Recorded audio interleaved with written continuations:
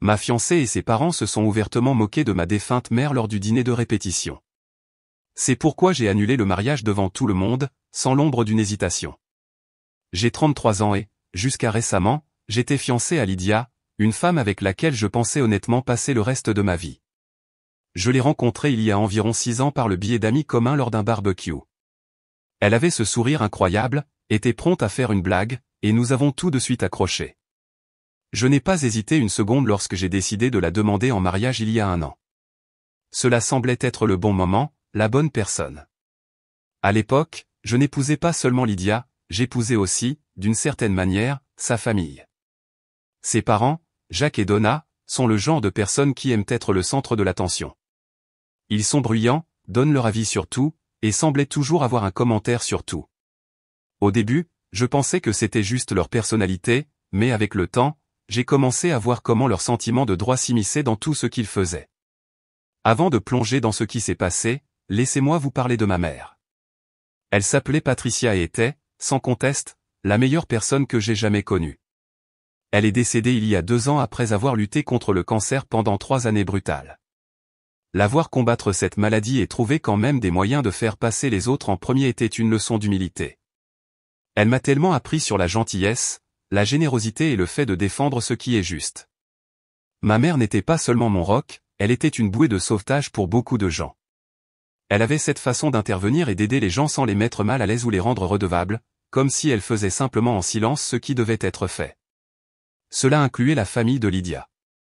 Jacques et Donna lui doivent tellement, mais on ne le saurait pas à la façon dont ils parlent d'elle maintenant. Quand j'ai présenté Lydia à ma mère pour la première fois, ça s'est plutôt bien passé. Ma mère aimait Lydia, elle me l'a dit, et Lydia semblait polie. Mais au fur et à mesure que les choses devenaient plus sérieuses, il est devenu évident que Lydia ne s'entendait pas vraiment avec ma mère. Ce n'était rien de dramatique, juste de petits commentaires ici et là, comme la façon dont Lydia traitait ma mère de trop envahissante ou d'un peu trop désireuse d'aider. Cela me mettait mal à l'aise, mais je pensais que c'était juste de la nervosité ou le fait que Lydia essayait de s'adapter à l'idée de faire partie d'une nouvelle famille. Le fait est que ma mère a fait beaucoup pour la famille de Lydia. Il y a des années, lorsque leur restaurant était sur le point de fermer, ma mère a co-signé un prêt pour les aider. Personne d'autre ne voulait prendre ce risque, mais ma mère croyait en eux. Elle les a même aidés à organiser leurs finances et à élaborer un plan pour rendre l'entreprise rentable à nouveau. Et ça a marché. Le restaurant a survécu, et Jacques et Donna ont pu conserver leurs moyens de subsistance. Mais cela ne s'est pas arrêté là. Lorsque le four industriel de leur restaurant est tombé en panne, ils n'avaient pas l'argent nécessaire pour le remplacer. Ma mère l'a payé intégralement parce qu'elle ne voulait pas qu'ils perdent de l'activité. Elle n'a jamais demandé à être remboursée, même si elle aurait pu utiliser cet argent pour ses propres frais médicaux plus tard. C'est juste qui elle était. Ensuite, il y a le frère aîné de Lydia, Ryan.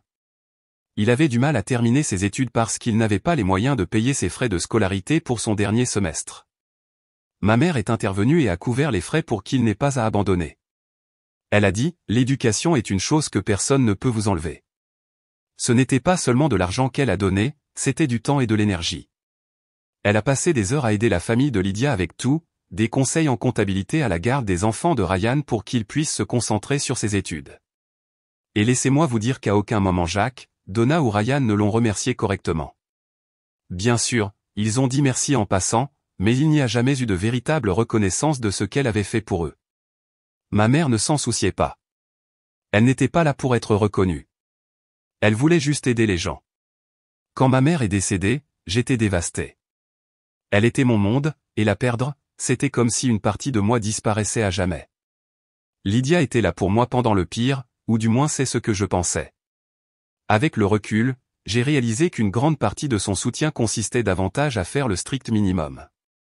Elle disait des choses comme « Tu dois passer à autre chose, ta mère ne voudrait pas que tu restes bloqué dans le deuil. » Ce qui, oui, était peut-être vrai, mais ce n'était pas réconfortant, c'était plutôt une façon de me renvoyer. À l'approche du mariage, j'ai commencé à remarquer davantage de signaux d'alarme. Lydia était bizarrement dédaigneuse chaque fois que j'évoquais ma mère dans des conversations sur la cérémonie.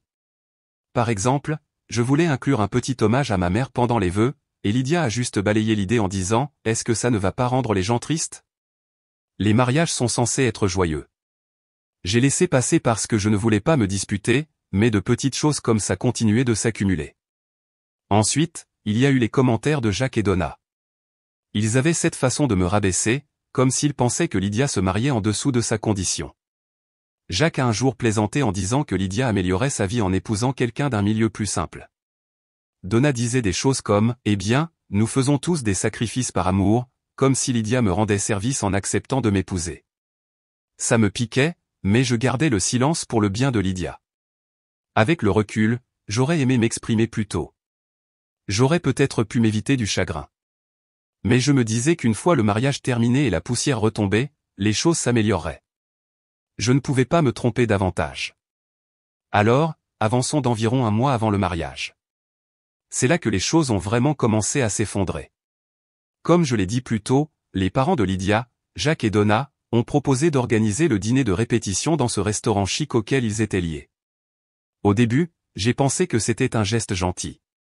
Je pensais que peut-être ils essayaient d'adoucir tous les petits commentaires sournois et les moments gênants que nous avions eus pendant la planification du mariage. Je me suis même dit que c'était peut-être leur façon de se montrer à la hauteur et de faire preuve d'un peu de classe. Maintenant, un peu de contexte sur ce dîner.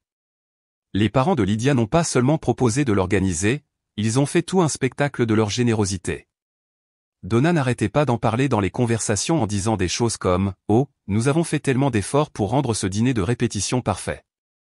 Il va faire parler de lui dans toute la ville. » Jacques, bien sûr, a renchéri à chaque occasion, me rappelant, ainsi qu'à tous les autres, que le restaurant était l'un des meilleurs de la région et que nous avions de la chance qu'ils aient pu le réserver. Tout cela a commencé à ressembler moins à un cadeau qu'à un coup de pouce à leur ego. Mais peu importe, j'étais concentré sur la réalisation du mariage, alors je les ai laissés prendre les rênes du dîner de répétition. Grosse erreur. À mesure que la date approchait, les vraies couleurs de Jacques et Donna ont commencé à transparaître encore davantage. Chaque conversation avec eux s'est transformée en une sorte de commentaire indirect ou de remarque passive-agressive. Par exemple, lorsque j'ai essayé de confirmer la liste des invités pour le dîner, Donna a levé les yeux au ciel et a dit « Nous nous en occuperons, Michael. Tu n'as pas besoin de te stresser pour les détails. Contente-toi de venir et d'apprécier. » C'était une chose si petite, mais ça m'a agacé. C'était censé être notre événement, non? Lydia et moi ne devrions-nous pas avoir notre mot à dire sur qui vient? Ensuite, il y a eu le menu. Donna a fait toute une histoire de la façon dont ils organisaient une expérience culinaire haut de gamme pour la soirée. Elle n'arrêtait pas de dire des choses comme « Oh, nous avons demandé au chef de créer quelque chose de vraiment spécial, rien de ce que tu trouverais normalement chez toi, Michael. » Cette dernière partie était son pic préféré. Chez moi. Elle adorait me rappeler que je ne faisais pas partie du même cercle social qu'eux. Je viens d'une petite ville ouvrière, et il ne me laissait jamais l'oublier. J'essayais de ne pas y prêter attention et de me concentrer sur l'ensemble. Je me disais, ce n'est qu'une soirée. Souris, hoche la tête et passe à travers. Mais même Lydia commençait à agir bizarrement. Elle avait toujours eu cette habitude de se ranger du côté de ses parents, mais dans les semaines précédant le dîner, cela a empiré. Chaque fois que je soulevais une idée ou une inquiétude, elle la balayait d'un revers de la main et disait « Michael, tu en fais trop. Mes parents savent ce qu'ils font. » Le fait est qu'il ne s'agissait pas seulement du dîner. Il s'agissait de la façon dont ils me faisaient sentir comme un étranger dans ma propre relation. Ils me traitaient comme si j'avais de la chance d'être dans la pièce, comme si je devais être reconnaissant que Lydia accepte de m'épouser. Et Lydia, elle ne me défendait jamais. Au contraire, elle encourageait cela en riant ou en me rabaissant chaque fois que j'essayais d'en parler. Une semaine avant le dîner, il y a eu cet incident qui aurait dû être un énorme signal d'alarme pour moi. Lydia et moi étions chez ses parents pour finaliser certains détails du mariage. Donna était en mode contrôle total, feuilletant les plans de table et les arrangements floraux comme si elle planifiait un événement royal. À un moment donné, j'ai suggéré de changer les centres de table pour quelque chose de plus simple, quelque chose que ma mère aurait aimé. Donna n'a même pas levé les yeux de son classeur. Elle a juste dit « Oh, Patricia avait des goûts intéressants, n'est-ce pas? Mais c'est le jour de Lydia, gardons les choses modernes, d'accord ?» J'ai figé. C'était une pique si subtile, mais elle m'a frappé de plein fouet. Lydia n'a pas dit un mot. Elle a juste continué à faire défiler son téléphone comme si de rien n'était. J'avais envie de rabaisser Donna tout de suite, mais je ne voulais pas me disputer, alors j'ai ravalé ma fierté et je suis resté silencieux. Avec le recul, je déteste ne pas avoir dit quelque chose. C'est comme si chaque petite insulte et chaque petit affront s'additionnaient, mais je continuais à ne pas y prêter attention parce que je ne voulais pas faire de vagues. Je pensais que je maintenais la paix. Le jour du dîner de répétition est finalement arrivé, et je pouvais déjà sentir la tension dans l'air. Lydia et moi avons conduit jusqu'au restaurant ensemble, et j'ai essayé de tenir une conversation banale pour détendre l'atmosphère. Elle était silencieuse, cependant, faisant défiler son téléphone et répondant à peine.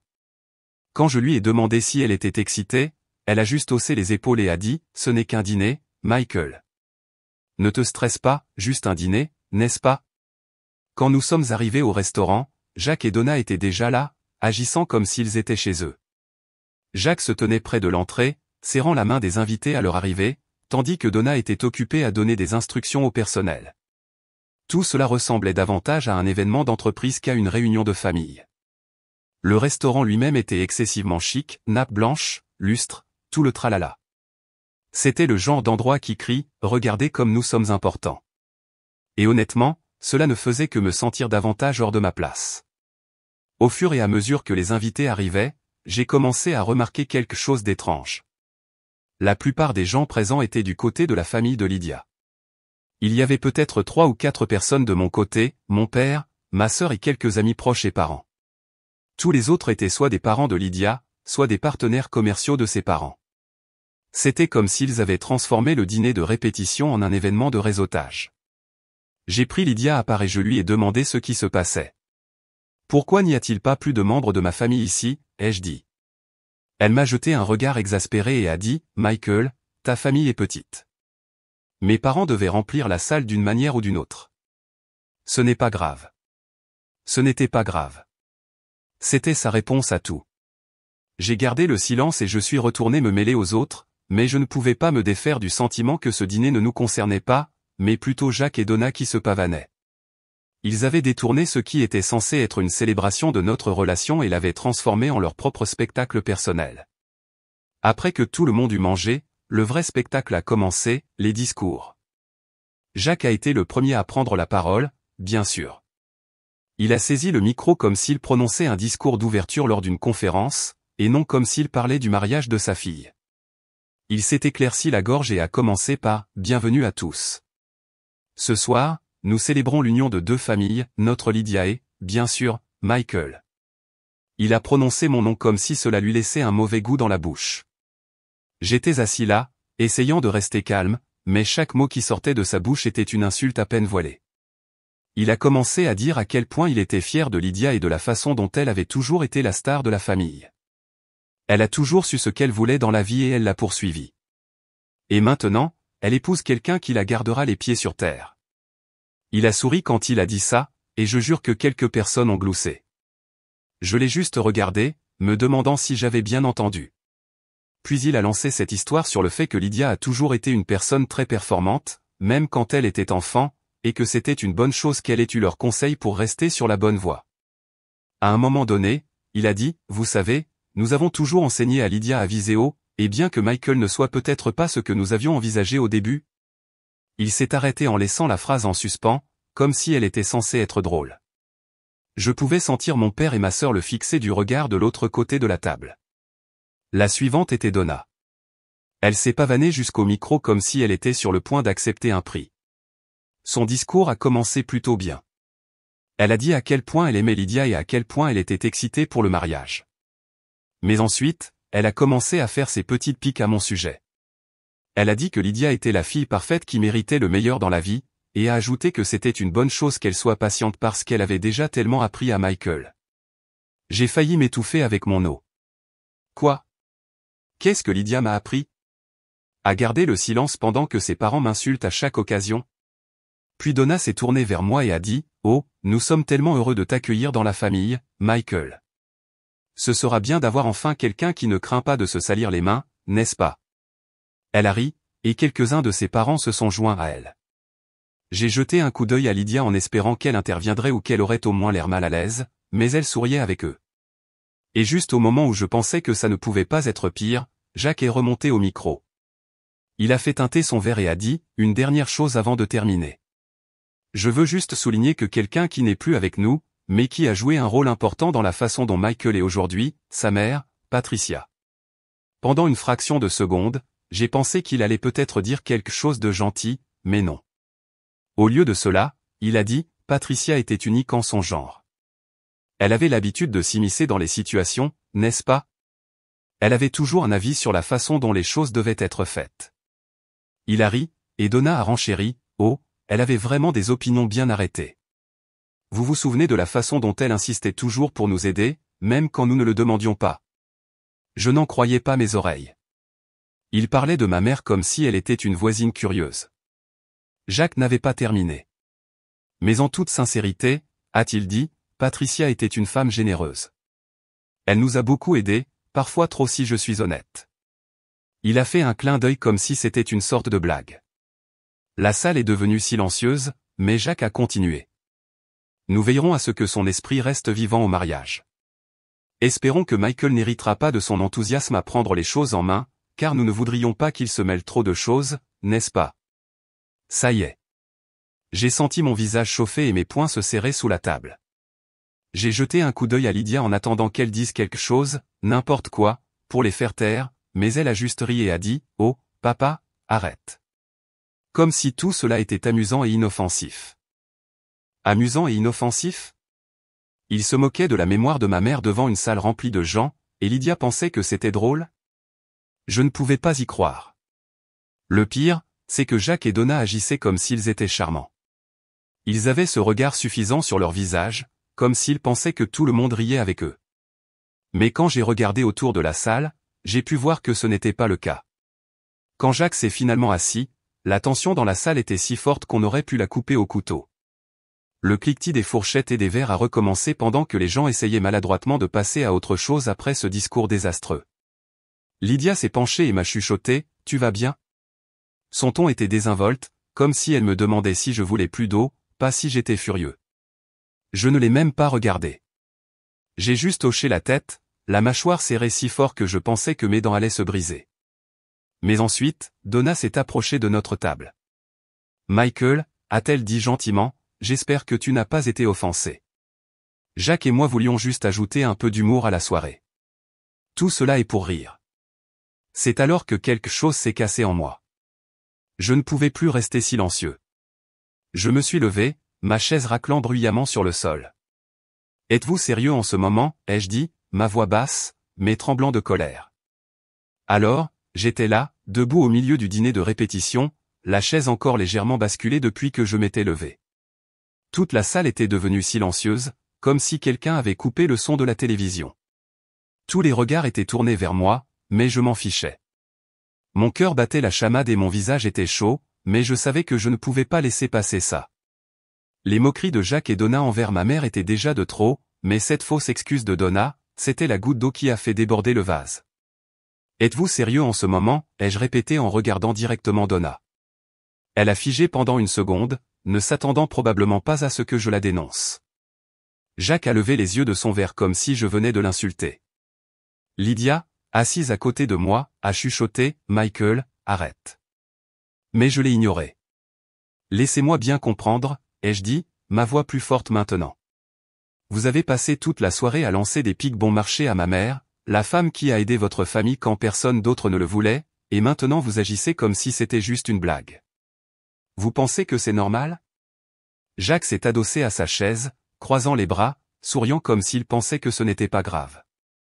Relax, Michael, a-t-il dit. Tu réagis de façon excessive. Tout cela est pour rire. Pour rire? Ai-je rétorqué. Vous avez dit qu'elle se mêlait de tout, vous avez dit qu'elle en faisait trop, vous vous êtes moqué de sa générosité comme si c'était une sorte de défaut. Comment est-ce que c'était pour rire? La tension dans la salle était insupportable. Je pouvais voir quelques cousins de Lydia baisser les yeux sur leurs assiettes, visiblement mal à l'aise. Mon père, en revanche, regardait Jacques comme s'il avait envie de le frapper. Ma sœur avait les bras croisés, fixant Donna du regard comme si elle attendait son tour pour intervenir. Donna a essayé de rire. Oh, Michael, ne sois pas si sensible. Nous partagions juste quelques histoires. Tout le monde sait comment Patricia aimait prendre les choses en main. Je n'en croyais pas mes oreilles. Prendre les choses en main? ai-je dit, ma voix s'élevant. Elle vous a aidé, elle a sauvé votre entreprise quand vous étiez sur le point de la perdre. Elle a payé les réparations de votre four, le réaménagement de votre patio et les frais de scolarité de votre fils.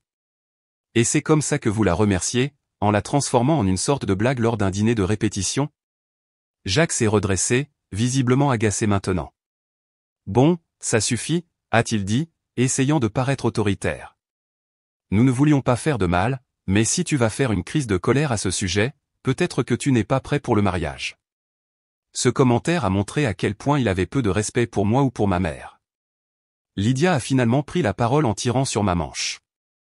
Michael, pouvons-nous juste sortir et parler, s'il te plaît? J'ai retiré mon bras.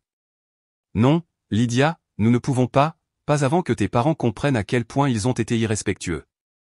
Donna a soupiré de façon théâtrale, comme si elle était la victime dans tout cela. Michael, c'est censé être une occasion joyeuse.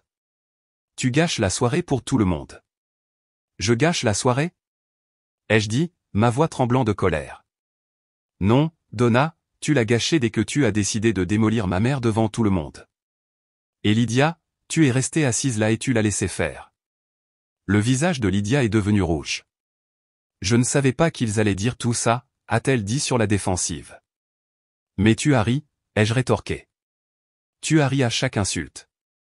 Tu n'as même pas essayé de les arrêter. À ce moment-là, les chuchotements dans la salle ont commencé à s'intensifier.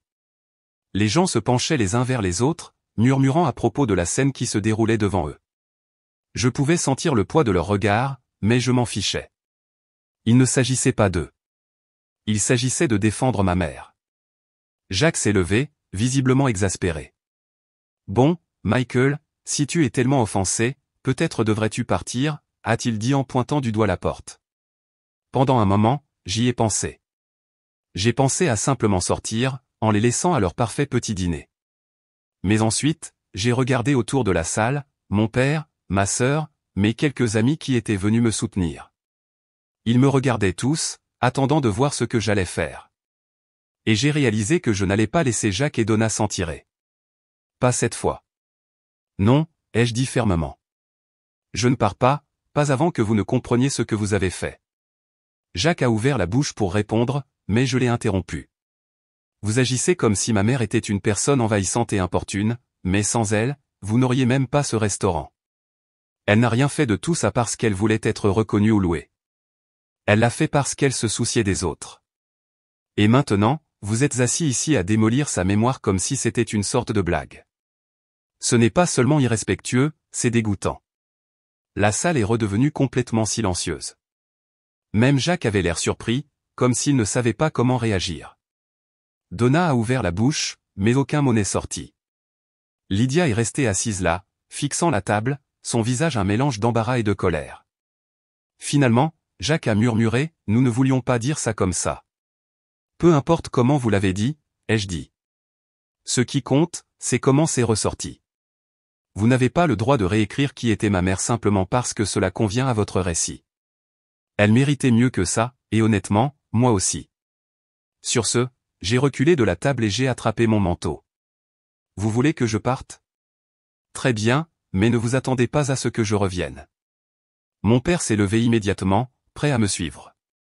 Ma sœur a attrapé son sac à main et a jeté un dernier regard noir à Donna avant de nous rejoindre. Quelques-uns de mes amis se sont levés aussi, ayant l'air incertains, mais solidaires.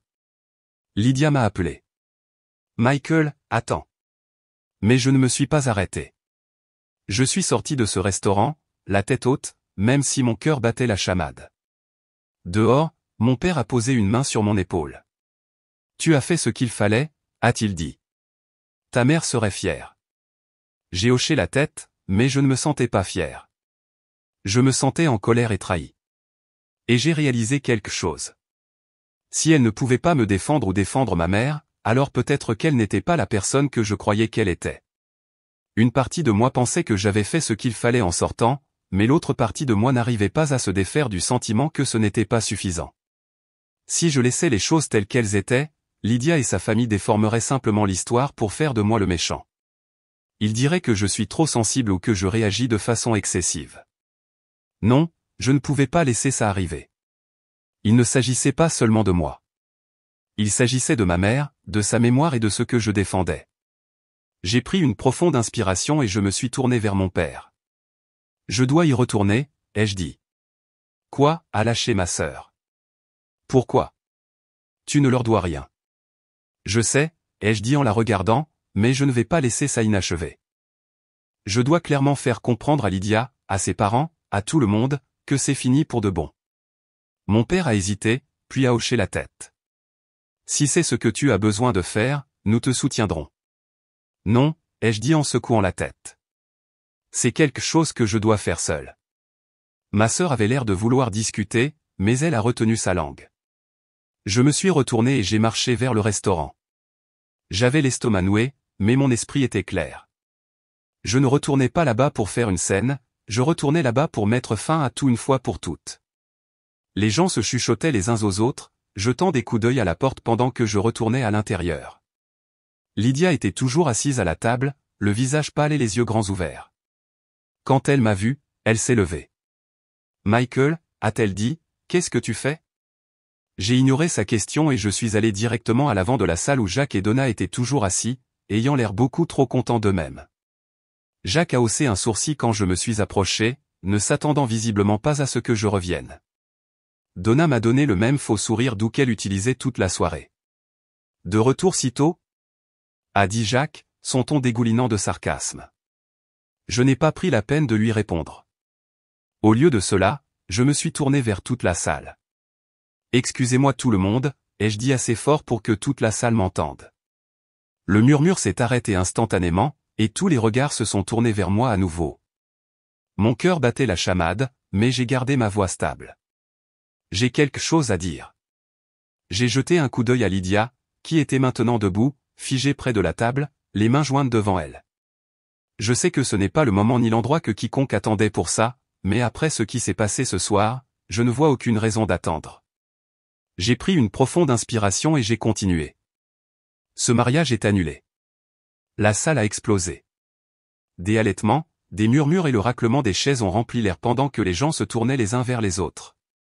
La mâchoire de Lydia est tombée, et ses mains ont volé à sa bouche. « Michael, non. » a-t-elle chuchoté, mais j'ai levé une main pour l'arrêter. La salle était devenue complètement silencieuse maintenant. Même le personnel avait cessé de bouger, se tenant figé dans les coins de la salle. Je me suis retourné vers le reste des invités. Il ne s'agit pas seulement de ce soir, ai-je dit. Il s'agit du genre de famille dans laquelle je me marierai. Une famille qui ne me respecte pas, qui ne respecte pas ma mère et qui ne respecte pas les valeurs avec lesquelles j'ai été élevé. Je ne peux pas et je ne passerai pas le reste de ma vie à être traité comme ça. Jacques a finalement trouvé sa voix. « Tu fais une grosse erreur, mon garçon, » a-t-il dit, son ton dégoulinant de condescendance. « Tu gâches quelque chose de bien pour rien. » J'ai ri amèrement. « Rien? Vous pensez que manquer de respect à ma mère, c'est rien? Vous pensez me traiter comme si j'étais moins que rien, c'est rien? Non, Jacques, l'erreur serait de continuer ce mariage et de m'attacher à une famille qui ne me mérite pas. » Donna avait l'air sur le point de pleurer, ou peut-être était-elle simplement embarrassée que leur petit spectacle ait échoué. « Michael, a-t-elle dit, sa voix tremblant, ne prenons pas de décision dans le feu de l'action. Nous pouvons en parler demain, quand tout le monde aura eu la chance de se calmer. Non, ai-je dit fermement. Nous n'allons pas en parler demain ni jamais. C'est terminé. Je me suis tourné vers Lydia une dernière fois. Son visage était couvert de larmes, et elle avait l'air de ne pas savoir si elle devait crier ou supplier. Je suis retourné vers la porte, mais pas résonnant dans la salle silencieuse. En tendant la main vers la poignée, j'ai entendu Lydia m'appeler une dernière fois. « Michael, s'il te plaît, ne fais pas ça. » J'ai fait une pause pendant un moment, ma main sur la porte, puis je me suis retourné et j'ai dit, « Je l'ai déjà fait. » Sortir de ce restaurant, c'était comme arracher un pansement. Il y a eu une piqûre, bien sûr, mais le sentiment dominant était le soulagement. C'était terminé. Le mariage, le manque de respect constant, le sentiment de se sentir inférieur dans une famille que j'étais censé rejoindre, tout cela était derrière moi. Le lendemain matin, la vraie retombée a commencé. Je me suis réveillé avec une centaine de messages non lus sur mon téléphone. La plupart étaient de Lydia, quelques-uns de Jacques et Donna, et il y en avait même quelques-uns de parents éloignés à elle que je connaissais à peine. Le ton des messages allait de la supplication à l'odieux pur et simple. Les textos de Lydia étaient pleins d'excuses. Je suis désolé, Michael, je ne voulais pas te blesser. S'il te plaît, parle-moi. Ceux de Jacques étaient plus agressifs. Tu nous as embarrassés devant tout le monde. Tu vas le regretter. Et Donna, elle a essayé de jouer la victime. Je n'arrive pas à croire que tu fais ça à Lydia. Elle ne méritait pas ça. Je les ai tous ignorés. En milieu d'après-midi, Lydia s'est présentée à mon appartement. Je savais que ça allait arriver. Je m'y étais préparé toute la journée, mais ça n'a pas rendu les choses plus faciles. Quand j'ai ouvert la porte, elle avait l'air de ne pas avoir dormi. Ses yeux étaient rouges et son visage était bouffi d'avoir pleuré.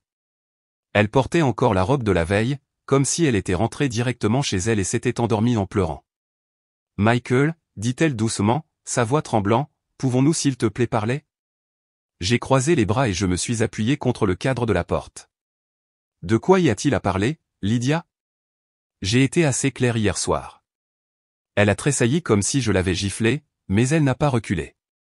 Je sais que tu es en colère, et tu as toutes les raisons de l'être, dit-elle, mais nous pouvons arranger ça. Nous pouvons y travailler. J'ai secoué la tête. Tu ne comprends pas, n'est-ce pas? Ce n'est pas quelque chose que nous pouvons simplement travailler à travers. Elle a essuyé ses yeux avec le dos de sa main, sa voix craquant alors qu'elle disait « J'avais peur, d'accord ?» Peur de quoi, ai-je demandé, ma frustration bouillonnant. Peur de contrarier tes parents, peur de faire une scène. Elle n'avait pas de réponse. Elle est juste restée là à pleurer pendant que je la regardais, attendant quelque chose, n'importe quoi, qui me ferait croire qu'elle comprenait réellement ce qu'elle avait fait. Mais rien n'est venu. Ses yeux s'écarquillèrent, et elle fit un pas de plus. S'il te plaît, Michael, chuchota-t-elle, ne fais pas ça. Nous pouvons y arriver. Je vais parler à mes parents. Je vais les faire s'excuser. S'il te plaît, n'arrête pas ça comme ça. J'ai secoué la tête à nouveau. Il ne s'agit pas seulement de tes parents, Lydia. Il s'agit de toi. Hier soir m'a montré exactement qui tu es, et je ne peux pas l'oublier. Je mérite mieux que ça. Elle m'a regardé pendant un moment, son visage se plissant alors que la réalité s'installait. Un samedi après-midi, je nettoyais la vieille boîte à souvenirs de ma mère. C'était quelque chose que j'avais gardé depuis qu'elle était décédée. À l'intérieur, il y avait des choses comme son collier préféré, une paire de boucles d'oreilles qu'elle portait à l'église, et un petit médaillon délicat avec une photo de ma grand-mère à l'intérieur. Ce médaillon était dans ma famille depuis des générations, transmis de mère en fille, et ma mère me l'avait donné avant de mourir. Elle avait dit, un jour, tu connaîtras la bonne personne à qui donner ça. Je l'avais gardé en sécurité dans la boîte depuis. Ce n'était pas seulement un bijou, c'était une partie d'elle, de notre histoire familiale. Mais quand j'ai ouvert la boîte ce jour-là, le médaillon avait disparu. Au début, j'ai pensé que j'imaginais des choses. J'ai mis la boîte à sac, cherchant soigneusement dans tous les coins, mais il n'était pas là. J'ai vérifié les tiroirs où je gardais la boîte, les étagères, même le sol autour de la boîte, rien. Mon cœur s'est serré alors que je réalisais ce qui s'était passé. Quelqu'un l'avait pris. La seule personne qui avait été dans mon appartement récemment, à part ma famille et mes amis proches, était Lydia. Mon estomac s'est retourné alors que je reconstituais le puzzle. Elle était venue quelques jours après la rupture pour déposer la bague de fiançailles. Elle avait demandé à utiliser la salle de bain avant de partir, et je n'y avais rien pensé sur le coup, mais maintenant tout était clair. J'ai attrapé mon téléphone et je lui ai envoyé un texto. As-tu pris le médaillon de la boîte à souvenirs de ma mère? Quelques minutes plus tard, elle a répondu, de quoi parles-tu? Je n'y ai pas cru une seconde. Tu sais exactement de quoi je parle. Le médaillon que ma mère m'a laissé. Il a disparu. Tu es la seule personne qui a été dans mon appartement récemment.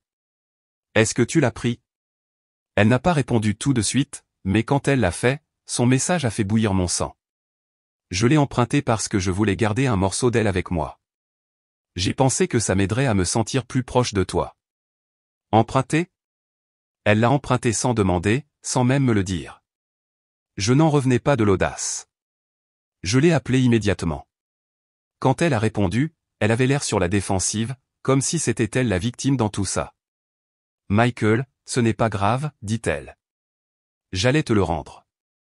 Ce n'est pas grave? Ai-je rétorqué. Ce médaillon est dans ma famille depuis des générations. Ce n'est pas un simple bibelot que tu peux juste prendre parce que tu en as envie. Comment as-tu même pu penser que c'était normal? Je voulais juste me sentir connecté à toi, dit-elle, sa voix tremblant comme si elle essayait de jouer la carte de la sympathie. Je ne pensais pas que tu le remarquerais. Bien sûr que je le remarquerais, ai-je crié. C'est celui de ma mère. Et le fait que tu n'aies même pas pensé à me le demander en premier rang ça encore pire. Elle a commencé à pleurer à ce moment-là, mais je n'étais pas d'humeur à la consoler. Où est-il, ai-je exigé. Il est chez mes parents, a-t-elle admis en sanglotant. Je ne voulais pas le perdre, alors je l'ai laissé là-bas en sécurité. C'était la goutte d'eau qui a fait déborder le vase. Tu as pris quelque chose qui ne t'appartenait pas, quelque chose qui compte plus pour moi que tu ne le comprendras jamais, et tu l'as juste laissé chez tes parents? Tu plaisantes? Je suis désolé, chuchota T.L. Désolé ne suffit pas, ai-je dit, ma voix froide. Je viens le chercher maintenant.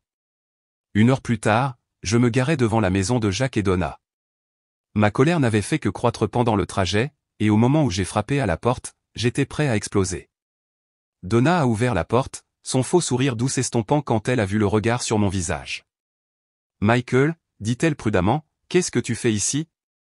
Je suis là pour récupérer le médaillon de ma mère, ai-je dit carrément. Lydia m'a dit qu'il était ici. Le visage de Donna s'est transformé en un mélange de confusion et d'agacement. Lydia a pris un médaillon? Pourquoi? J'ai interrompu.